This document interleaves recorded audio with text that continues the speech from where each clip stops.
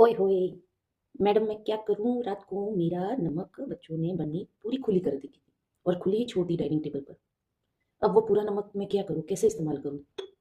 कोई बात नहीं, मैंने कहा भई ये हो जाता है बच्चों से, आप ध्यान रखा कीजिए पर जितना हम सोचते हैं इतना बुरा कुछ भी होता नहीं है।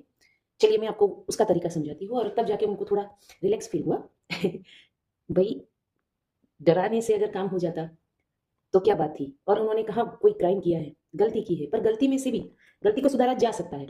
तो यहाँ पर मैं तो कभी ये गलती नहीं करूँगी पर मैंने आपको दिखाने के लिए बरनी में नमक डाला है। ये मेरी रेगुलर वाली बरनी नहीं है, ये सिर्फ़ दिखाने के लिए है। मैं काँच की बरनी ही यूज़ करूँगी।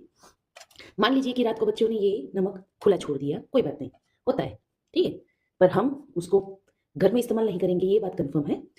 ये करने से पहले आप नमक को एक दिया जला लीजिए और नमक को अपने सामने रखकर अब एक छोटी-सी प्रार्थना कीजिए कि हे देवता, नमक के अंदर जो आपकी घर की नेगेटिविटी समाई हुई है, अब आप उसे उसी में संजो कर रखिए और मैं आपको कहीं पर अच्छी जगह पर प्रवाहित करूँगी।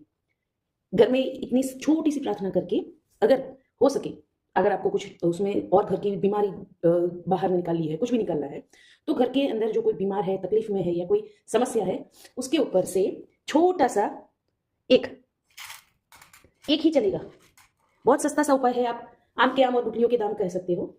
एक लौंग ले लीजिए, छोटा-सा लौंग लेकर आपकी जो भी समस्या है उसके ऊपर से वार के, उस बीमार के ऊपर से एंटी क्लॉकवाइज़ 7 बार वार के उसमें रख दीजिए कि भई ये बीमारी आप लेकर जाइए और हमारे घर का कल्याण कीजिए। बस इतना करने के बाद उस बन्नी को बंद कर दीजिए और किसी भी जहाँ पर स्वच्छ जल बहता है, ऐसी जगह के बाजू में जाकर उसके स्वच्छ ज़मीन में इस नमक को आप गाड़ दीजिए, जहाँ पर किसी का पैर ना आए, ना कोई उसे फिर से ओपन करे। कोई गंदी जगह पर नहीं जाना है, कुछ नहीं करना है, बस इतना करके आ जाइए। आपके जो बच्चों से गलती हो गई है या किसी से भी गलती हो गई है, तो उसको आप एक मौका समझकर सुधार लीजिए। आपका भी फ़ायदा, आम के आम, गुठलियों के दाम। चलिए, बाय-बाय।